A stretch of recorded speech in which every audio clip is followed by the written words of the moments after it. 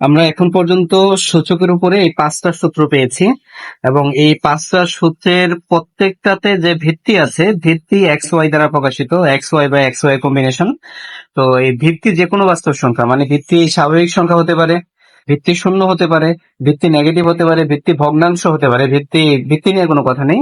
কিন্তু সূচক এখন পর্যন্ত আমরা এই সূত্রগুলোতে সূচক হিসেবে ব্যবহার হয়েছে এম ও এন এবং এদের কম্বিনেশন। তো আমরা এখন পর্যন্ত যেটা হয়েছে, আমাদের সূচক এখন পর্যন্ত হলো স্বাভাবিক সংখ্যা। তার মানে এখন পর্যন্ত এই সূত্রগুলো তখনই কেবল প্রযোজ্য যখন সূচক স্বাভাবিক সংখ্যা, যখন সূচকগুলো হলো স্বাভাবিক সংখ্যা। এবং সূচককে স্বাভাবিক সংখ্যা রাখার জন্য যে এই এক্স এর সূচক হলো এম মাইনাস এন, সূচককে স্বাভাবিক সংখ্যা রাখার জন্য আমার এখানে এম এর মান এন এর চেয়ে বড় হইতে হবে, এম কেও স্বাভাবিক সংখ্যা হতে হবে, এন কেও স্বাভাবিক সংখ্যা হতে হবে। এবং এম মাইনাস এন স্বাভাবিক সংখ্যা হওয়ার জন্য, এম মাইনাস এন স্বাভাবিক সংখ্যা হওয়ার জন্য এম কে এন এর চেয়ে বড় হতে হবে, রাইট? তো স্বাভাবিক সংখ্যা অ্যাকচুয়ালি কারা আমি আরেকবার মনে করিয়ে দিই। 1 2 3 4 5 6 7 8 9 10 এভাবে আসলে চলতেই থাকবে, এভাবে শেষ নাই। এরা হলো স্বাভাবিক সংখ্যা। তো যখন স্বাভাবিক সংখ্যার সাথে আমি বার কথাটা বলতে পারি, একবার, দুইবার, তিনবার, চারবার, পাঁচবার, ছয়বার, তো এই যে বার কথাটা বলতে পারি, এটার উপরে নির্ভর করে কিন্তু আমরা এই সূত্রগুলো ব্যবহার করেছি। স্বাভাবিক, যদি সূচক যদি স্বাভাবিক সংখ্যা হয় তাহলে আমরা বলতে পারি এক্স দুইবার। সূচক যদি স্বাভাবিক সংখ্যা হয় 3, আমরা বলতে পারি এক্স তিনবার। তাহলে সূচক স্বাভাবিক সংখ্যা হইলেই কিন্তু আমাদের এই সূত্রগুলা কিন্তু বজায় থাকে, রাইট?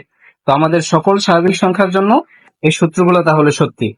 এখন আমি যেটা করতে যাচ্ছি সেটা হলো, আমাদের কাছে এক্স পাওয়ার 2 3, মানে এক্স এর পাওয়ার যখন কোনো স্বাভাবিক সংখ্যা, এর মানে আমরা জানি।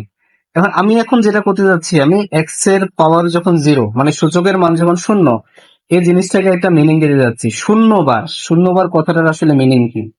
হ্যাঁ, তো মিনিং আমরা এমন ভাবে দেব যাতে, তার মানে আমরা এই সূচকের ধারণাটা স্বাভাবিক সংখ্যা থেকে এখন আমরা শূন্যতেও বিস্তৃত করতে যাচ্ছি। সূচকের ধারণাটা স্বাভাবিক সংখ্যার মাঠে তো আছেই, আমরা স্বাভাবিক সংখ্যার মাঠ পেরিয়ে আমরা এখন শূন্যের জন্য সূচকের মানে একটা মানে দাঁড় করানোর চেষ্টা করব। তো মানে দাঁড় করানোর জন্য মানে কিন্তু আমরা ইচ্ছা মতো দাঁড় করালে হবে না। আমরা যদি এমন ভাবে দাঁড় করাই যে পরে আবার এই সূত্রগুলো ভুল হয়ে গেল, তাহলে কিন্তু হবে না। এটা বুদ্ধিমানের কাজ হলো, আমরা এই সূত্রগুলোই আমরা যাতে পরে ব্যবহার করতে পারি, সেহেতু আমি এই এক্স পাওয়ার 0, সূচক যখন 0, তো এই এক্স পাওয়ার 0 এমন একটা ব্যাখ্যা বা মানে আমি দাঁড় করাবো, বা এমন একটা অর্থ আমি দাঁড় করাবো যে অর্থগুলো এই সূত্রগুলোর সাথে যাবে। তো এক্স পাওয়ার 0 যদি এই সূত্রগুলোর কোনো একটা সূত্রকে মানে, এক্স পাওয়ার 0 যদি এই সূত্রগুলোর কোনো একটা সূত্রকে মানে, তাহলে সে কিন্তু বাকি সবগুলোকে মানবে। কারণ এই সবগুলো সূত্র কিন্তু ওই একই জিনিসের উপর প্রতিষ্ঠিত। স্বাভাবিক সংখ্যা এতবার এতবার এতবার এতবার, 3 থাকলে 3 বার, 4 থাকলে 4 বার, ইত্যাদি, তাই না? তাহলে আমার এক্স পাওয়ার 0 আমি যদি নতুন অর্থ দেই, সে অর্থটা যদি যে কোনো একটা সূত্রকে মেনে চলে, সে কিন্তু বাকি সবাইকে মেনে চলবে। তখন এই 5টা সূত্র শুধু স্বাভাবিক সংখ্যার জন্য না, এই 5টা সূত্র যখন সূচক 0 হবে তখনও এই 5টা সূত্র সঠিক থাকবে, রাইট? তো গণিতবিদরা যেটা করেন, তারা এই সূত্রটাকে ব্যবহার করেন। এই সূত্রটাকে ব্যবহার করে এক্স পাওয়ার 0 এর সংজ্ঞা দেন। আমি দেখাচ্ছি কিভাবে। আমি এক্স পাওয়ার 0 এর সংজ্ঞাটা কিভাবে দেব। সংজ্ঞাটা দেওয়ার জন্য আমরা এক্স পাওয়ার এম ইন্টু এক্স পাওয়ার এন সমান এক্স পাওয়ার এম প্লাস এন, মানে এক্স পাওয়ার 0 এর সংজ্ঞাটা আমরা এমন ভাবে দেবো যাতে এই সূত্রটাকে সে মেনে চলে। সে যদি এই সূত্রটাকে মানে, সে বাকি 4টা সূত্রকেও মানবে, রাইট?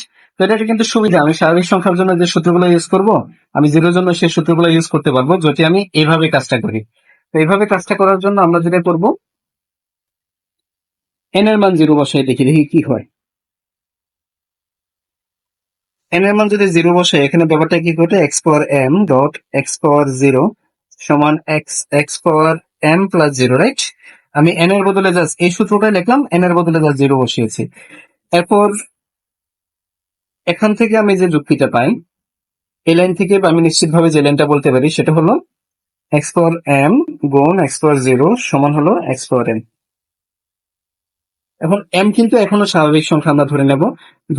ধরে নিয়ে আমরা জানি এক্স পাওয়ার এম এর মানে আমরা জানি। তো এক্স পাওয়ার 0 আসলে কত, এটা যদি বের করতে চাই, এই জিনিসটা ওখানে গিয়ে ভাগ হবে এক্স পাওয়ার এম, আর এই এক্স পাওয়ার এমটা এই নিচে চলে যাবে, এক্স পাওয়ার এম। তো আমি যে ভাগ দিয়েছি এক্স পাওয়ার এম কিন্তু জিরো হইলে হবে না, এটা আমরা অলরেডি জানি, জিরো দিয়ে ভাগ দেওয়া যায় না। তো এক্স পাওয়ার এম জিরো হবে না, এটা নিশ্চিত করার উপায় কি? এক্স যেন জিরো না হয়, এক্স যেন জিরো না হয়। তো এক্স যদি জিরো না হয় ওই অবস্থায় এক্স পাওয়ার এমও কিন্তু জিরো না। তো দেখা যায় উপরে যা নিচেও তা। তো একটা জিনিসকে তাকে দিয়ে যদি আমি ভাগ দিই তাহলে ভাগফল কত হয়? ওয়ান। তার মানে আমরা যেটা, তার মানে এই আলোচনা থেকে পুরো আলোচনা তোমার মুখস্থ রাখার দরকার নাই, ঠিক আছে? তুমি বোঝার চেষ্টা করো, তারপরে পুরো আলোচনা ভুলে দাও। তুমি শুধু এটা মনে রাখো, x power zero equal to one. কোনো কিছুর পাওয়ার যদি জিরো হয় সেটা হবে ওয়ান, মনে থাকবে? X power zero equal to one. শর্ত একটাই, x power equal to zero, x power zero equal to one, এটা পাওয়ার জন্য আমরা কি করেছি?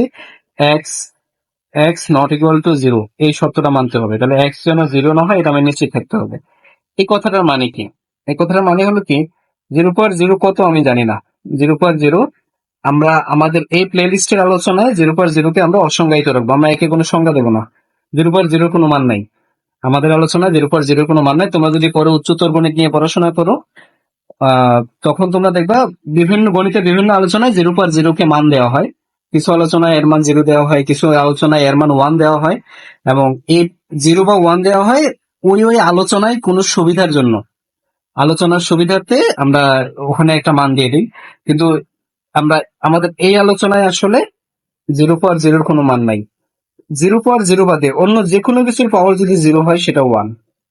Two power zero one, half power zero one, minus root three by two, এই জিনিসটার পাওয়ার জিরো সমান ওয়ান, রাইট? তো আমি তোমাদেরকে এখন কয়েকটা এক্সাম্পল দেখাবো, ছোট্ট এক্সাম্পল। এই এক্সাম্পলটা ধরো, তোমাকে আমি দিলাম c cube divide by c cube, এটাকে সরল করতে। তুমি ভাবতে পারো ভগ্নাংশ উপরে সি কিউব নিচেও সি কিউব। তো আমি যদি ধরে নেই সি কিউব জিরো না, যদি ধরে নেই সি কিউব জিরো না, অথবা সি কিউব জিরো না, সি কিউব কখন শূন্য না? যখন সি শূন্য না। তো আমি যদি ধরে নেই সি শূন্য না, সি শূন্য না, এটা ধরে নিয়ে আমি যদি এখানে এভাবে ভাগ দিই, আমরা জানি উপরে যা নিচে যা, একটা জিনিসকে তার নিজেকে দিয়ে ভাগ, তাহলে কত হবে? ওয়ান।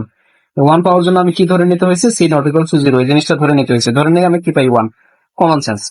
এখন এই জিনিসটা আমি যদি সূচকের মাধ্যমে করতে চাই, তুমি সূচকের সূত্র শিখছিলা, একটা ঘাতকে যখন আরেকটা ঘাত দিয়ে ভাগ, যে যেখানে ঘাত দুইটার ভিত্তি সেম, তখন সেম ভিত্তিটা একবার লিখবো আর উপর থেকে নিচে বিয়োগ দেবো। বিয়োগ দিলে এটা তোমরা দেখতে পাচ্ছ সি পাওয়ার জিরো। এখন এখানে তো এটা নিশ্চিত এটা ওয়ান, এটা ওয়ান, তাহলে এখানে নিশ্চয় ওয়ান আসা উচিত, তাহলে তার মানে c power zero equal to one. তো এটা ঠিক এক্সাম্পল বলবো না, আমি অ্যাকচুয়ালি অন্য একটা বিষয়ের সাথে এই উপরে যে আলোচনাটা করেছি, এই আলোচনাটা আসলে একটু অন্যভাবে করা হলো, আর কিছু না। কোনো কিছু পাওয়ার জিরো ওয়ান, শর্ত একটাই, যার পাওয়ার জিরো মানে ভিত্তিটা শূন্য না, ভিত্তিটা শূন্য না। তার মানে একটা ঘাত যদি এমন হয় তার সূচক শূন্য কিন্তু ভিত্তি শূন্য না, সূচক শূন্য কিন্তু ভিত্তি শূন্য না, তখন ওই ঘাতের মান হবে ওয়ান, তখন ঘাতের মানটা হবে ওয়ান। আমরা প্রায়ই এই রুলটা ইউজ করবো। ধন্যবাদ সবাইকে।